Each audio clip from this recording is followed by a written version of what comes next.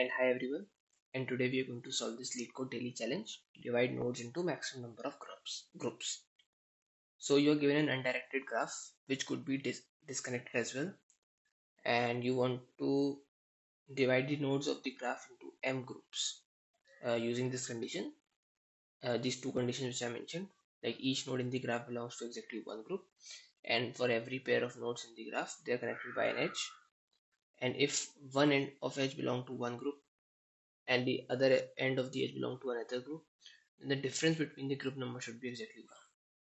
So you just want to maximize the groups. So what you can do is you can check here, like the graph should look like this. Okay, so what the observation which I could make is, see, sometimes it is possible that you cannot convert the graph into some group. In that case you have to return -1. So what type of graph can be converted into this, like this type of groups? First we need to decide that. So what I draw the conclusion is that only a bipartite graph can be divided into these groups. See, a bipartite graph is one in which if a node is of black color, its adjacent nodes will be of white color. Okay, now this thing you have to apply on the whole graph. So suppose 1 is black, then 2 and 4 will be white, and 5 will also be white, but 3 and 6 will be black. So basically you can say it will be something like this. On one side there will be 1, 3 and 6, and on the other side it will be 2, 4, 5.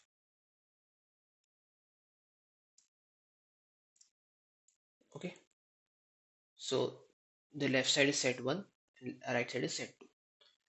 So first we need to check if the graph is bipartite or not. If it is not bipartite, then the answer is -1. And see, when I'm saying we need to check if it is bipartite or not, we are talking about a connected component. So a disconnected graph can have many connected components, and if one of those component is not bipartite, then the whole graph is not bipartite. In that we will return -1. And if all the connected components are bipartite, then we can say that the graph is bipartite. Okay, so first we check if it is bipartite or not. If it is not bipartite, then return -1, and yes, the algorithm finishes.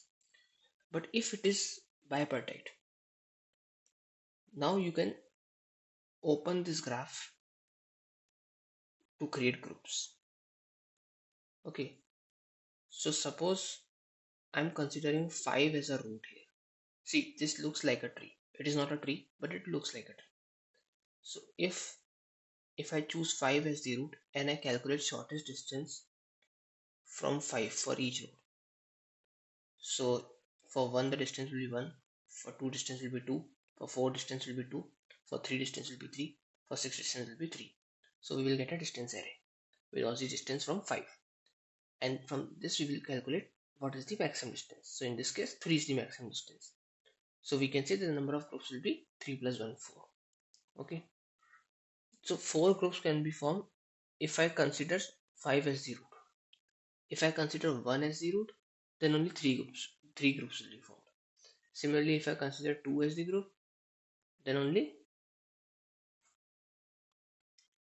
some x number of groups will be formed. So for a given connected component, from each node I will find how many groups that can be formed, and from that I will take the maximum group. Okay, now I will do this for each component, and since each component is a bipartite graph, I will finally add all those answers and I will say yes, this is the maximum number of groups that would be formed. Okay, so first of all we will check.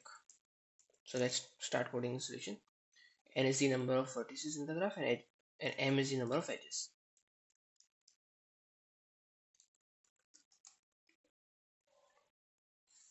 Now first you want to create an adjacency list.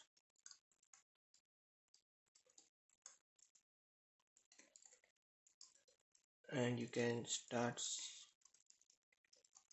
traversing the array, the edges array. Wait,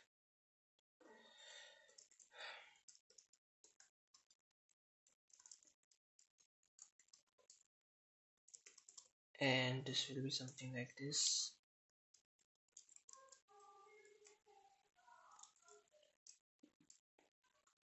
You could push.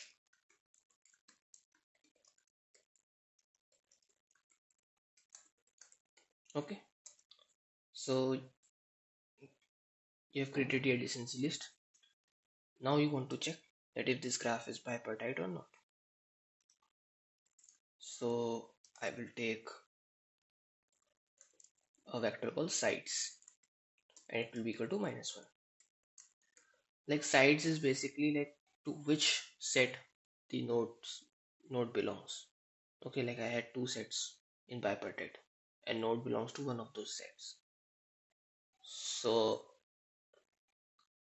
I will assign each node some set, and if two adjacent nodes are lying in the same set, then the graph is not bipartite. This bool is bipartite.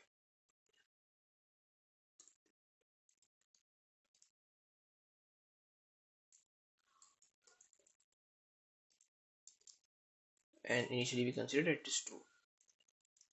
Now we will start from some node. If this node is already assigned to some site, then we don't need to process it. Otherwise we need to process it.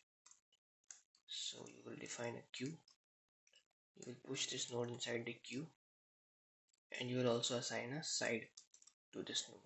Suppose 0 and 1 are those sides. Okay. Now you will check if queue is empty or not. And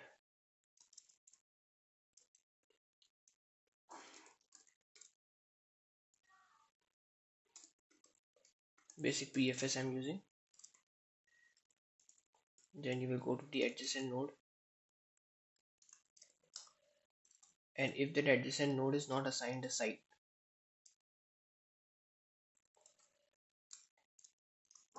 then you assign a site to it, and that site will be different from the site assigned to its adjacent node. So with this, if v is assigned side 0, then 2 will be assigned side 1, and if v is assigned side 1, then 2 will be assigned side 0. So this is how it will work.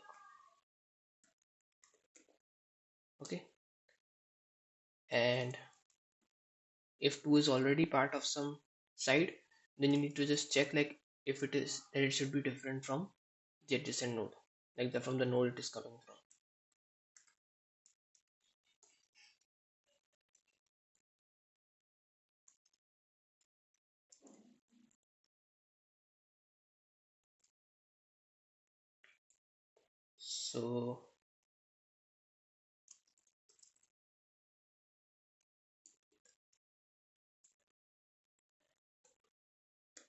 So this should be different, like side assigned to v and side assigned to 2 should be different, then it will be bipartite, otherwise it won't be.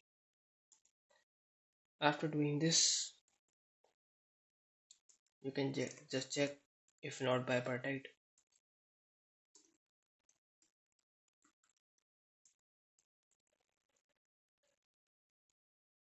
Then you can just return -1. Okay, so at this point our graph is bipartite. Now we want to create groups from it. So you saw that we talked about that there would be connected components, and for each component we will find out the maximum number of groups. So first we will create a vector of vectors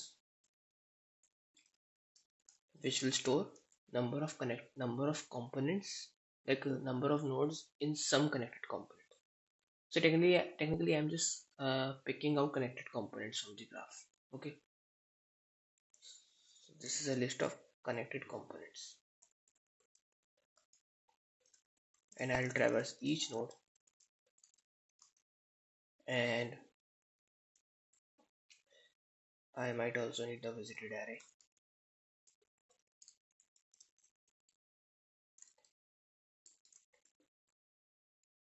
Okay, if not visited I, then just run dfs,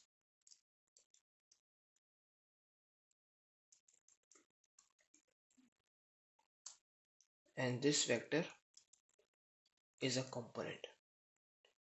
Like after running dfs, in component we will have some set of nodes which belong to the same component, and we will push this set of node in connected component.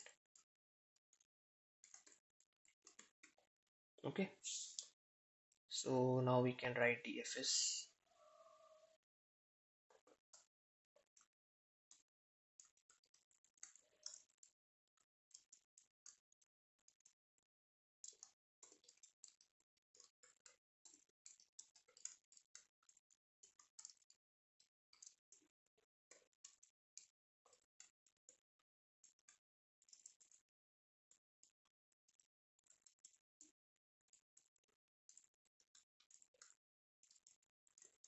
Yes, so we'll mark this vector, this node visited, and we will also push this node in a component.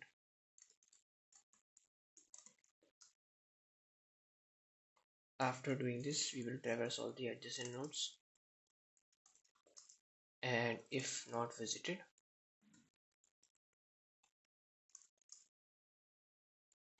we'll apply dfs to 2 as well.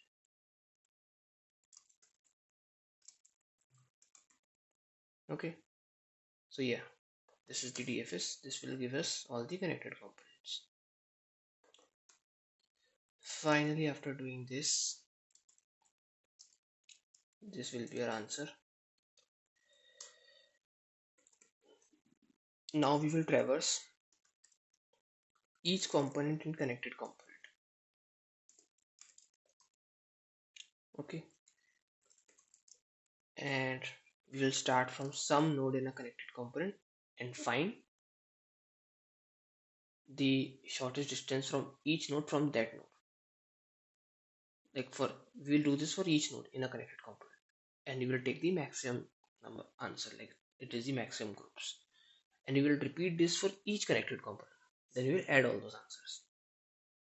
So yeah,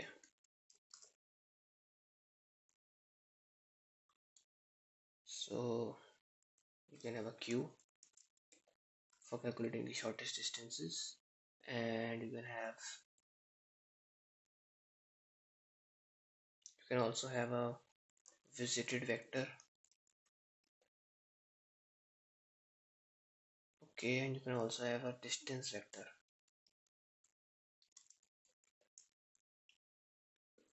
And you can push v in q.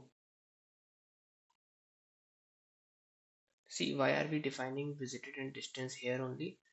Because for a given connected component, we need to calculate shortest distance from each node. So when we start considering a node, we want the visited to be reset to 0, and distances also we need to be like reset it. Like we don't want to, like if in one component we have 0, 1, 2, and when I was calculating shortest distance from 0, I already marked 1 and 2 visited. So the next time when I run BFS, it won't choose 1 because it is already visited. So I want to choose 1 again. So that is why I will uh, uh, reset the visited array to 0 again. Okay. So visited of v is equal to 1, and distance of v from itself is equal to 0. And while q dot empty,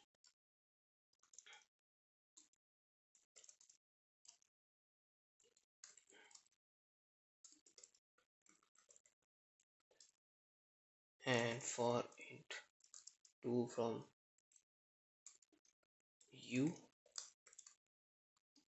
if not visited 2, we will visit 2,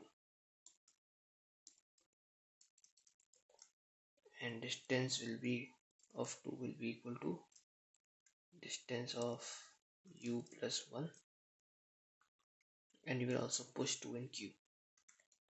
So yeah, we will do this for a single connected component. Okay, like for each node in a connected component, and we will calculate the maximum number of groups. So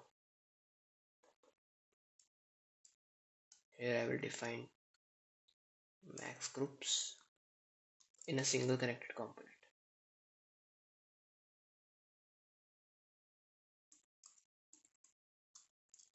And I'll traverse each node now. I mean each node in connected component, and I'll calculate max group.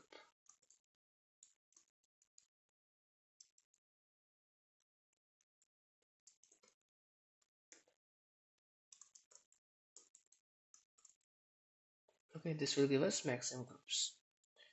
And after doing this, we will add this max group to our answer.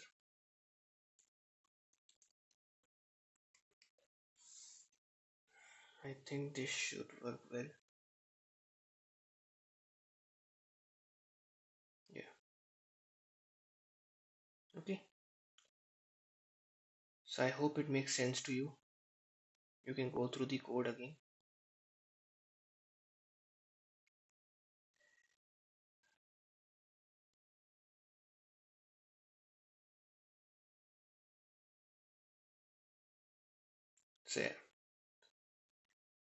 So you can try to optimize it. I haven't worked on that yet, but yeah.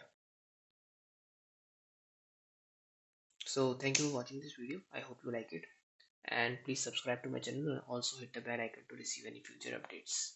So thank you.